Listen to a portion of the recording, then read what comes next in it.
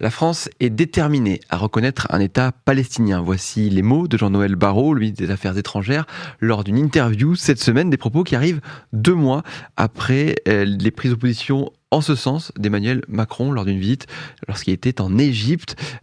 Et alors on vous demande aujourd'hui, la France doit-elle reconnaître l'État palestinien ?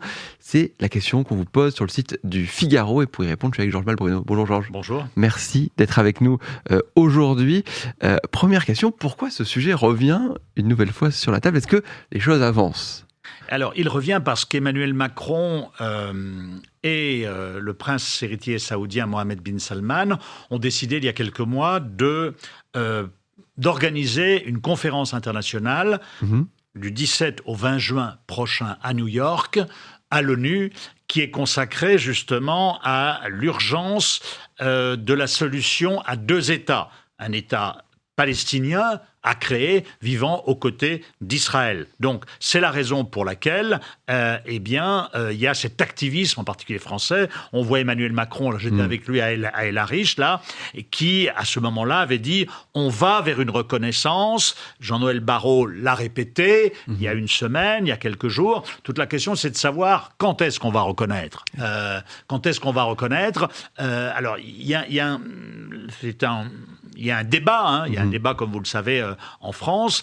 Il y a ceux qui considèrent que la reconnaissance par la France et même par d'autres pays occidentaux de l'État de Palestine ne changerait rien à la situation sur place. L'occupation militaire continuerait, la guerre à Gaza continuerait, par conséquent, ça ne sert à rien, il ne faut pas le faire. Et puis, il y a ceux qui disent, eh bien si, compte tenu du fait qu'il y a une situation catastrophique à Gaza, compte tenu du fait que ça fait plus de 20 ans qu'on appelle à une reconnaissance, il faut inscrire dans le marbre cette reconnaissance par la France, par un État important, membre permanent du Conseil de sécurité de l'ONU, et qui disent surtout une chose qui me semble intéressante, c'est que ceux qui y sont opposés disent reconnaître l'État de Palestine aujourd'hui, c'est reconnaître un État Hamas, après le 7 octobre. Or, c'est tout le contraire, justement. Reconnaître un État de Palestine aujourd'hui, c'est la meilleure façon de lutter contre le Hamas, et donc d'aider l'autorité palestinienne qui est basée à Ramallah avec Mahmoud Abbas,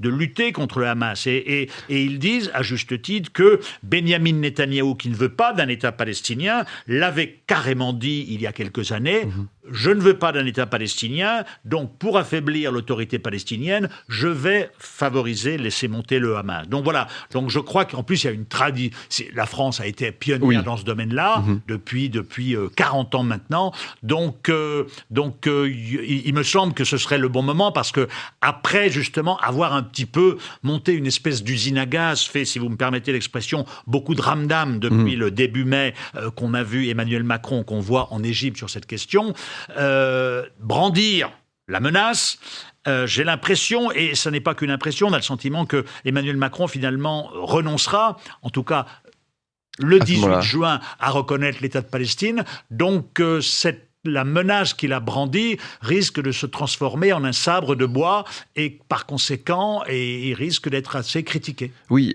parce que ça va arriver tôt. Juste parce que vous avez parlé d'une chose très intéressante. Qu'est-ce que ça changerait pour l'autorité palestinienne si la France reconnaissait un État palestinien ? Ce que ça change, c'est que ça ne change rien sur le terrain. Non, mais Israël fait ce qu'il veut. En termes d'aide, je veux dire, en termes mais de ce que ça soutien. change, c'est que, si vous voulez, Emmanuel Macron et Mohammed bin Salman ont quand même réussi à obtenir un engagement de Mahmoud Abbas pour revitaliser, régénérer, lutter contre la corruption, une meilleure gouvernance, pour permettre à Abbas d'aller s'installer à Gaza lorsque la guerre sera terminée, et donc préparer cette échéance d'un futur État palestinien. Donc voilà, l'objectif de New York, c'est effectivement... Alors, les autorités françaises sont en train de changer de discours. Après nous avoir dit pendant plusieurs semaines, on va vers une reconnaissance, on va, etc. Là, aujourd'hui, non. Mais la rencontre de New York, ça n'est plus centré sur la reconnaissance, c'est centré sur les conditions de création d'un État palestinien. Donc c'est pour ça qu'il y a beaucoup de groupes de travail, qu'il y a effectivement il y a un travail préparatoire qui va être fait. Mais je crois que sur le terrain, ça ne changera rien. Et il faut amener du monde avec soi. Si on reconnaît un État palestinien, c'est aussi le but. Convaincre des pays, le Royaume-Uni, l'Italie, l'Allemagne, à faire de même. Exactement, ça a été le travail qui a été fait par la diplomatie française. L'Italie et l'Allemagne, non, ils ne reconnaîtront pas. La diplomatie française s'est surtout activée pour convaincre le Canada, la Grande-Bretagne de reconnaître, le Portugal, la Belgique, éventuellement le Japon. D'abord pour dire, voilà, nous reconnaissons, mais derrière, il y a d'autres pays. Et on a bien vu qu'Israël, depuis un mois et demi, redoutait cette reconnaissance, parce qu'il y a eu des menaces qui ont été proférées par Israël, dire en cas de reconnaissance par un certain nombre de pays, eh bien, nous allons annexer les colonies, nous allons annexer la Cisjordanie, etc. Donc, la menace était prise au sérieux. Il y a eu des pressions américaines exercées sur la France, des pressions israéliennes. On va voir si ces pressions, finalement, vont faire que Emmanuel Macron, sa main va trembler le 18 juin à New York. Est-ce que c'est finalement un peu le seul moyen de pression qu'ont les Français dans ce conflit aujourd'hui? C'est un des rares moyens de pression, puisque ceux qui ont les moyens de pression sont les Américains, et que effectivement, on en est réduit à une décision symbolique, qui est quand même, qui est aussi approuvée. Il y avait un sondage Odoxa il y a quelques semaines qui montrait que plus de 60% des Français sont pour une reconnaissance de l'État palestinien, avec d'ailleurs une proportion importante chez des acteurs, par exemple, du Rassemblement national, qui lui y est opposé. Donc voilà, à un moment donné, je crois que c'est les tenants des partisans de cette reconnaissance, de dire de toute façon, il faut inscrire dans le marbre cette reconnaissance par quasiment l'ensemble de la communauté internationale pour forcer Israël, à un moment ou à un autre, d'aller vers cet État palestinien qui permettrait justement aux pays arabes de reconnaître à ce moment-là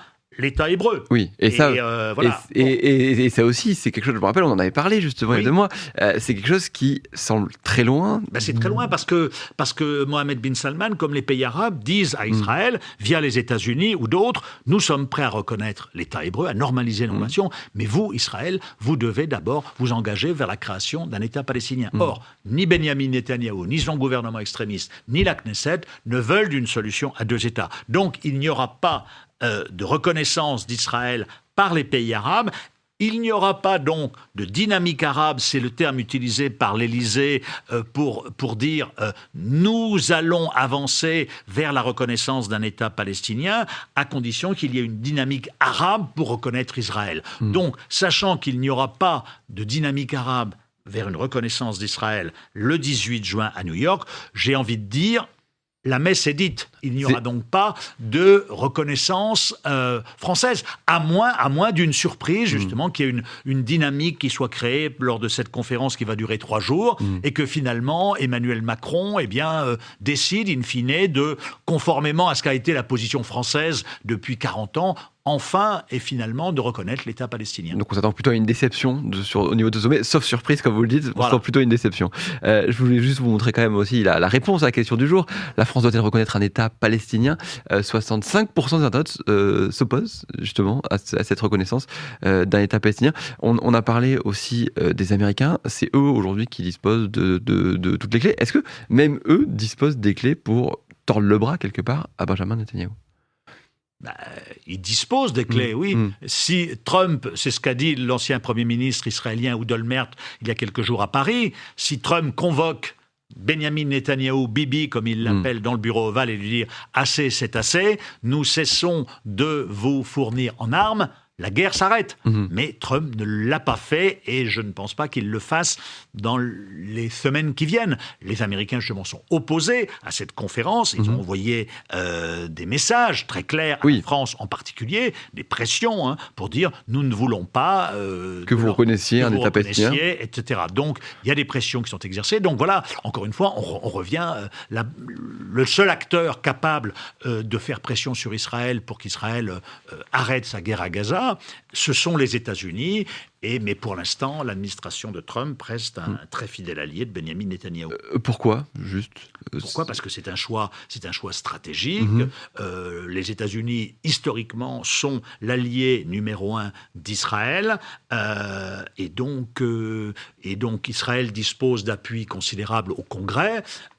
Et l'administration Trump, et Trump lui-même, est assez partagé parce que Trump n'a pas vraiment d'amis ami, comme vous le savez, et donc il a été capable de négocier avec le Hamas, qui a ulcéré Israël. Il engage des négociations avec l'Iran, ce qui a un peu ulcéré Israël. Mais il a autour de lui des évangélistes, dont son ambassadeur à Tel Aviv, qui sont encore plus, je dirais, favorables à Israël que les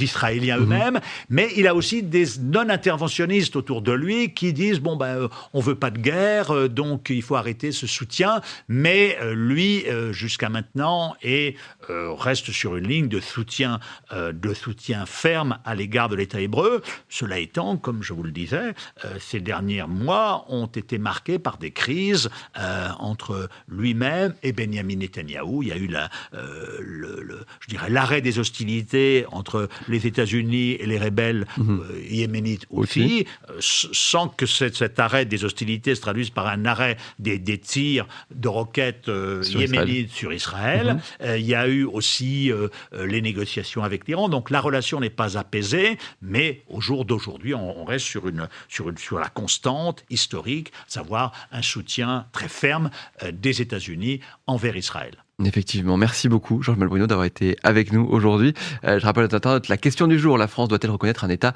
palestinien? Vous pouvez continuer de voter pour cette question du jour. Et moi je vous dis à bientôt pour de nouveaux lives sur Figaro Live. Et n'hésitez pas, si vous nous suivez sur YouTube, à vous abonner à notre chaîne. À bientôt.